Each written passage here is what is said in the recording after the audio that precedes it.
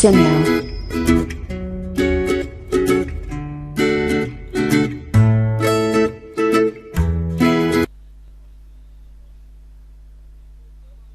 Mari kita lihat sinyal waktu kontinu. Itu adalah sinyal yang kita definisikan pada waktu kontinu sehingga dinyatakan oleh fungsi variabel kontinu. Sedangkan sinyal waktu diskrit itu adalah sinyal yang didefinisikan pada waktu diskrit sehingga variabel independen itu mengambil hanya nilai diskrit. Nah, sinyal waktu diskrit itu dinyatakan biasanya oleh deretan bilangan. Nah, variabel bebas sendiri itu dapat kontinu maupun diskrit, ya, dan amplitudo sinyal itu dapat kontinu maupun diskrit. Nah, berikut adalah contoh sinyal. Di sini adalah sinyal amplitudo yang kontinu. Kita lihat bahwa sembarang nilai amplitudo itu bisa terjadi pada sinyal. Nah, sedangkan yang sebelah kanan ini adalah amplitudo diskrit. Nah, di sini kita lihat bahwa hanya nilai-nilai amplitudo tertentu saja yang bisa muncul di sini karena dia sudah ditentukan batasnya. Nah, kemudian sinyal analog itu adalah sinyal yang waktu dan amplitudonya kontinu, ya. Jadi dari sisi waktu di sumbu horizontal maupun amplitudonya itu kontinu. Sedangkan sinyal digital nanti itu adalah sinyal yang waktu dan amplitudonya diskrit. Nah, sistem waktu kontinu itu adalah sistem yang masukan dan keluarannya itu adalah sinyal waktu kontinu. Sedangkan sistem waktu diskrit itu adalah sistem yang masukan dan keluarannya merupakan sinyal waktu diskrit. Nah, sistem analog itu adalah sistem yang masukan dan keluarannya merupakan sinyal analog. Nah, sistem digital itu berarti adalah sistem yang masukan dan keluarannya merupakan sinyal digital.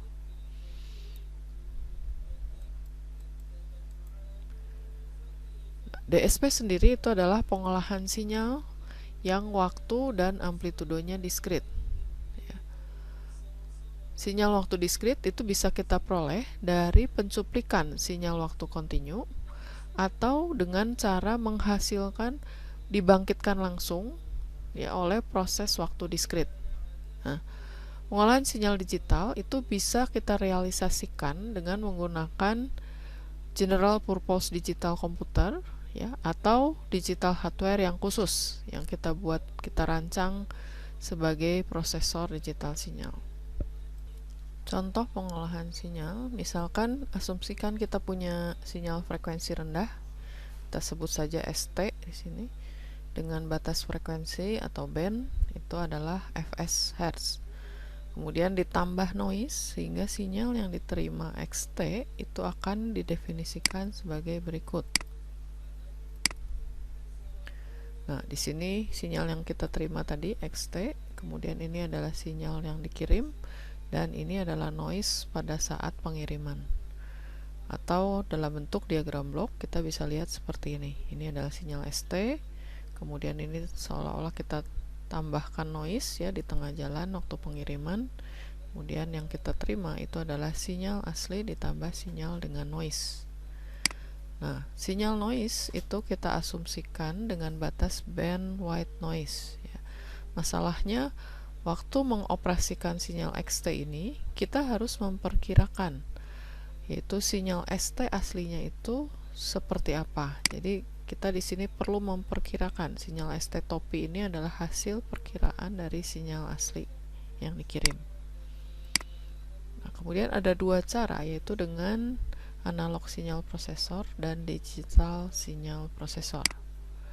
Nah, kedua prosesor tadi itu tujuan utamanya adalah mendapatkan sinyal ST, ya, dengan menggunakan filter low pass untuk mengurangi efek komponen frekuensi tinggi, yaitu noise tadi, ya.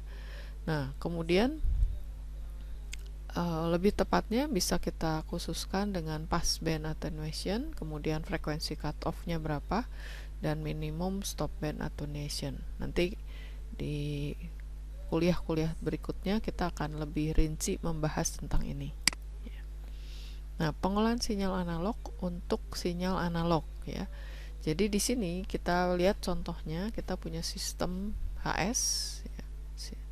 Kemudian ini adalah input yang tadi sudah tertambah noise XT, maka sinyal XT ini harus bisa kita filter sehingga kita mendapatkan ST-topi, yaitu perkiraan dari sinyal ST. Nah, contoh paling sederhana itu kita menggunakan filter low pass dari induktor dan resistor ya. Ini kita pakai dua komponen, itu sudah bisa memfilter ya sinyal-sinyal tadi. Nah, kemudian dengan pengolahan sinyal digital untuk sinyal analog itu tidak bisa langsung. Jadi sinyal XT tadi berupa sinyal analog ini perlu kita filter ya dengan filter low pass di sini. Maka kita akan dapat sinyal XAT ya, masih berupa analog.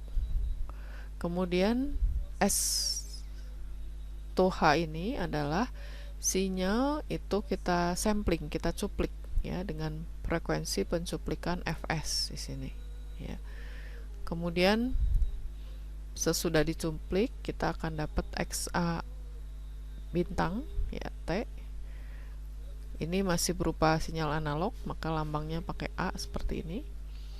Baru kita masukkan ke blok ADC ya. ADC itu adalah analog to digital converter.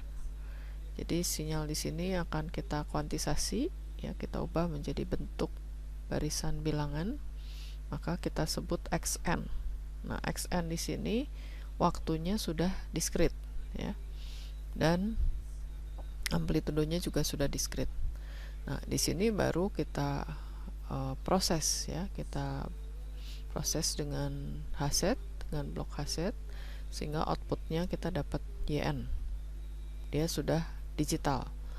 Nah, kalau kita ingin mendapatkan sinyal analog di output, maka kita perlu masukkan ke blok DAC, digital analog converter ya. Kita kembalikan dia menjadi bentuk analog YAT. Nah, kemudian kita filter lagi di sini dengan low pass atau band pass yang karakteristiknya sama dengan filter anti aliasing ya. Baru kita dapatkan YT di sini, yaitu output yang berupa sinyal analog. Nah, semua blok ini itu sama dengan filter analog yang tadi kita bahas di sini ya. Jadi semua blok ini itu sama dengan filter analog ekivalen tadi. Nah, ini adalah contoh Hset ya, respon domain set di sini ya. Ini bentuknya misalnya seperti ini ya, berupa YN di sini B0XN ditambah B1 XN-1 dikurangi A1 YN-1. Nah, bentuk struktur diagramnya adalah seperti ini ya, itu. Nah, bentuk ini ada buku juga yang menuliskan atau menggambarkan seperti ini. Jadi XN menjadi XN-1 itu kita lewatkan kepada blok pendelay Z-1 ya, sehingga output dari pendelay Z-1 ini adalah XN-1. Jadi dia bukan input yang dituliskan, tapi blok pengubahnya, yaitu pendelaynya di sini ya. Kemudian B0 ini adalah apa? Pengali ya, pengali. Kalau di sini kita pakai tanda kali seperti ini, kemudian konstanta B0 kita masukkan ke sini, artinya XN ini kita kalikan dengan konstanta B0. Nah, di sini dipersingkat penulisan penggambarannya menjadi B0 saja. Artinya XN ini kita kalikan B0 sehingga hasil output di sini itu adalah XN dikali B0. Ya. Nah, begitu juga untuk blok YN, YN-1 di sini menjadi YN kali Z-1 ya, Z pangkat -1 menjadi YN-1. Kemudian kalikan dengan A1 di sini, masukkan ke sini ya. Di sini ada tanda minus harusnya.